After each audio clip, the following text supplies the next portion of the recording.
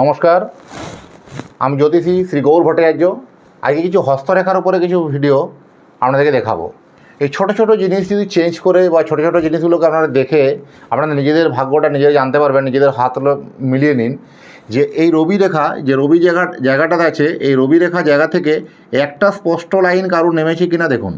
যদি কারো একটা স্পষ্ট লাইন কারো নেমে থাকে বা রেখাটা যদি কোনোভাবে মণিবন্ধ টাচ করে, সে কিন্তু ভালো পলিটিক্যাল হতে পারবে, সে কিন্তু ভালো জীবনে সাফল্য করতে পারবে, সে জীবনে মানযশ প্রচুর পাবে, নেম ফেম প্রচুর করতে পারবে।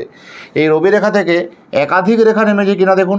যদি একটা থেকে বা দুটো বা তিনটে নেমে গেছে রেখা, কোনোভাবে রেখাটা কিন্তু অস্পষ্ট হয়েছে, সেটা যদি হয়ে থাকে, সেক্ষেত্রেও কিন্তু মানযশের জায়গায় কিন্তু ভালো হবে।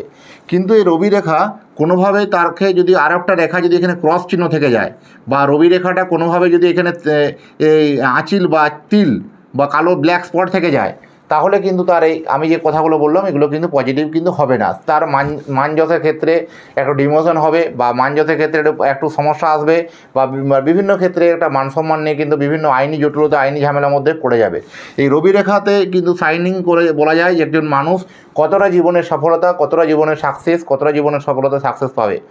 যাদের জন্মকুণ্ডলী সঠিক নেই বা যাদের ডেট অফ বার্থ সঠিক জানা নেই, তাদের জন্য কিন্তু হাত দেখে কুষ্টি বিচার করা সম্ভব, হাত দেখে বিচার করা যায়।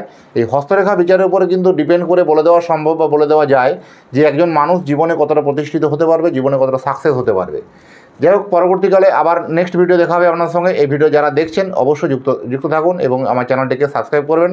যারা ফেসবুক থেকে দেখছেন পেজটি অবশ্যই ফলো করবেন। নমস্কার।